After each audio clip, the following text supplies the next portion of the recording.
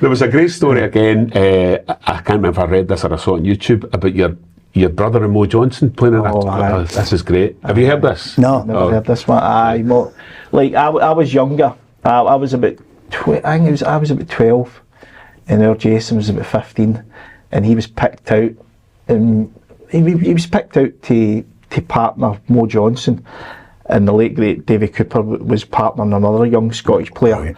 And it was before, back in the day, Steve Davis done like a road tour with Stephen Hendry, when Hendry was only about 18, and I think they played 6 nights up in Scotland, and they always say that was probably to the detriment of Steve, because Davis beat Hendry every single night, and then Hendry obviously learned to play against him. But anyway, we had to have a match before it, and our Jason partnered Mo Johnson, so Mo Johnson's obviously playing with Celtic, and they always remember this, we're getting beat 1-0 with Falkirk, and our Jason and Mo Johnson were getting beat 1-0 that night against Davy Cooper and the partner. And obviously you get half the fans Celtic shout, come on Mo, you can do it, you done it earlier on the day. Sure enough, they done it. Come back, Jason and Mo Johnson come back 1-2-1. So the pride of place, Mo Johnson, Jason, pictures, my mum's got them up everywhere next to like all the wee trophies and that me and him had won.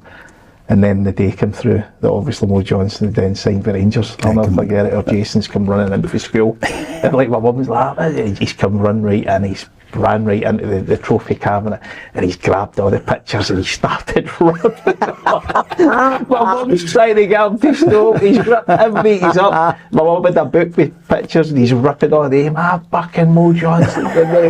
But not one picture have we got. He chased Mo Johnson because he ripped them all up. Because obviously there was a lot of families fighting up when that happened, didn't it? There was a lot of families. That was unbelievable. Imagine the amount of photos that were getting ripped up then. Your career rammed with trophies. Was it how many? 4 World Championships, obviously. 31 titles. 30. Is that about 31 ranking titles as well? And I always think when I look at you, I mean, in the last 2 or 3 years, you always get really far in the World Championships as well. So a couple of close things. Have you got another one in you, do you think? But listen, I've got to be honest. I don't think you give yourself enough credit sometimes for winning one of the world titles, because it's a long 17 days. Realising now when you're playing in it and you're there for like 17 days long matches. As you're getting a bit older, it certainly takes out you see mentally.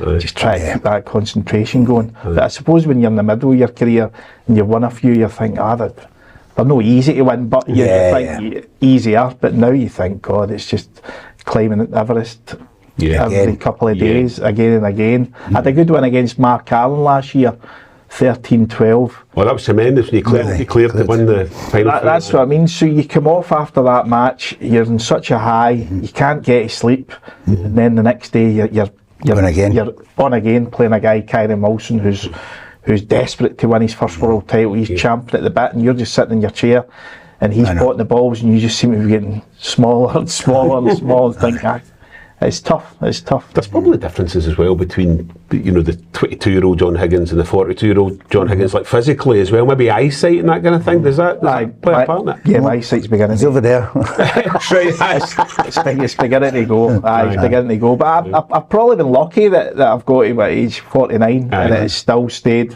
pretty good, because there has been a lot of players in the last few years, over the years, that the eyesights have went a lot earlier. So I've got to be honest and say I've won a watch a wee bit. So when you first started, playing regularly among the professionals, who were the main players at that point? Was Alex Higgins around at that point? He was. You must have one or two. Run into him? One or two stories. By the way, I met him in Glasgow actually. Him and Jimmy White. I was staying in where is it, the Hilton now, Cambridge Street. You didn't used to be Hilton, did it? It used to be another hotel, but I was in there, and somebody says Higgins and Jimmy White are across the road. There's a wee bar across the road, so of course I went and joined them. I wish I'd stayed in my room. Honest to God, I couldn't talk for 2 days. They boys can drink. They were. You talk about leagues. They were up there. They were the Super League. Somebody says Oliver Reed Aye, He says aye. about Alex Higgins. He says he was the only guy he wouldn't go out with. That's brilliant. But no, Higgins Aye. actually didn't take a liking to me at all, because Yeah. I think just because my surname was Higgins. Yeah. And a couple of times he came up and said a few derogatory things, as if to say, look, me man, you'll never be, there'll never be another Higgins in this game, so just you're as well wrapping it just now. Saying things like that, and you're thinking, Did he maybe know you were a Celtic supporter? Possibly? no, I don't, it just wasn't, it just didn't. It wasn't nice. Didn't rate, Just nah. a young boy Yes, coming into the that's game. not right, is it? Because guys that you look up to, you're Yeah. thinking. Whereas the guys like Jimmy White, Yeah. and he was like, on you go, young man, like, oh, Aye. you do well. And, Yeah. and you'll always remember little things like that. Yeah. But your first It's that classic never meet their heroes either.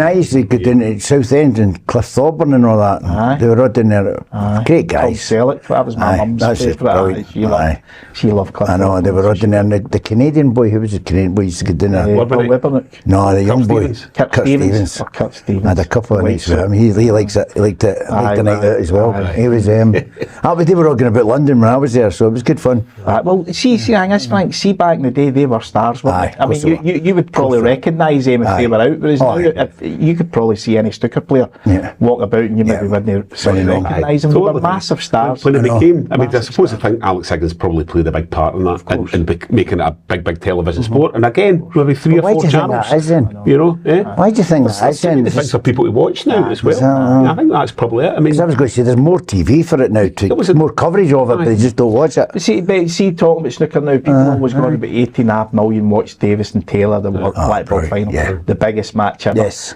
It's not really. You can look at all the matches world final all around the world now, and it's hundreds of millions watching it Yeah. because of the Far East influence. Yeah. So massive occasion in the British viewing, but now world viewing. Well, we. so that's interesting actually, because you know the Crucible contract I think ends in 2027, and there's talk of the world the championship maybe going overseas. Aye. And I think you said that probably wouldn't be a good thing. Aye. But if you think about the global audience, Of does it matter? Does it matter where it is? Do you think? Nah, I think. But he's not giving them the thing to build it up, make it bigger. But I not think giving the option. the people running it, obviously, it's the Hearns Aye. that run World Snooker, and they're obviously doing a lot of deals in the Far East and different things. So right, okay. I just think it's just going to be natural that it's going to be leaving the UK shores. I'd love to be proved wrong, because you would love it to stay at the Crucible now, because so much history. It's like Yeah, of course. Wimbledon and different things, but. You've got to move with the time. The younger generation haven't got the No, same good. ties with the Crucible, and a lot of the younger generation are coming from Europe and the Far East, so they've not got the same ties that we had when we were growing No. up in the 80s, watching it every year. So Yeah, because he did say to them, didn't he? If you make it bigger, let's build on it. I think That's it. he's Just saying they- that, but because they know they're knowing not that going to do it. going to build it now, because it would be lying dormant I know. for 51 weeks of the year, I know. really. So Yeah, that's a I good know. point as well. Yeah. So you're approaching 50, and have you got an idea in your mind about how long you'll continue to play? I'll continue playing as long as I. The thing is enjoy now, at my stage of my career, as I said, the Far East influence.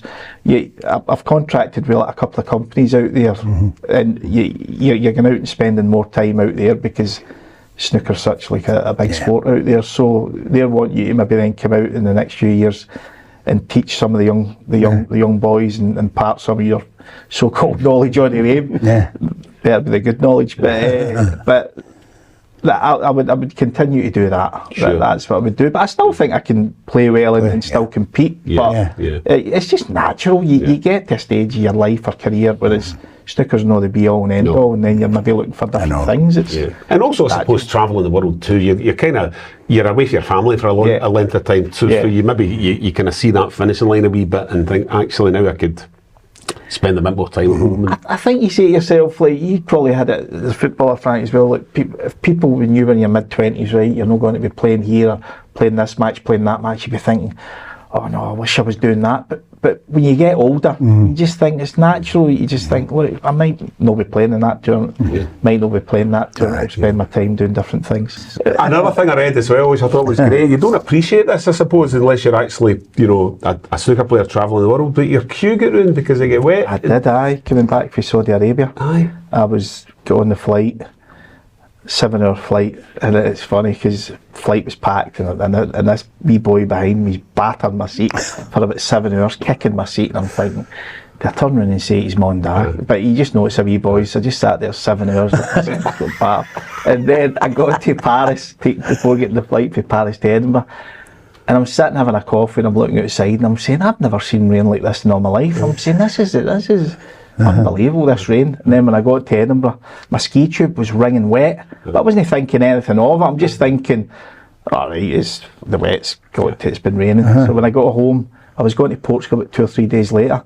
and normally I would get my cue out the ski tube, but I just left it until a couple of hours before going to Portugal. I says, I'll go and get my cue out the ski tube, and I've got the cue out, and I'm like, oh no, this doesn't look good. Cue, the case, the cue, everything was ruined. So what was it? It was so, I had to get another one. So does that make a big difference, the sight in the head, it's more in the head, Frank. I know. I know, it's the boots and all that, innit? It probably ruined Stephen Hendry's career when you think about it. He won all the world titles with he got his broken, then he was never the same player. But I've had a few cues over the years. I personally think it's good to change your cue every few years, because the wood's getting better quality and it's better. So it's like golf clubs. Yeah, golf's like a putter, I suppose. You're not going to change a putter all that often. Well, you do, because you change my grip. Change your grip. But woods. Over maybe a kind of 30-year snooker career, how often on average would somebody maybe change their cue? Every 5 years. 3 or 4 times, I don't know. Well, you can have some players that have kept the same cue. Ken Doherty, for instance,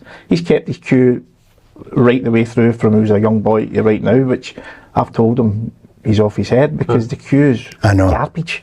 And you think to yourself, if somebody could just give you a better piece of wood, because he still practices and still enjoys the game, I say you would be getting better results, but he just wants to keep this cue. I suppose golf's a good comparison to technology. People buying a new driver and that extra 30 or 40 yards. When Wilson sponsored me,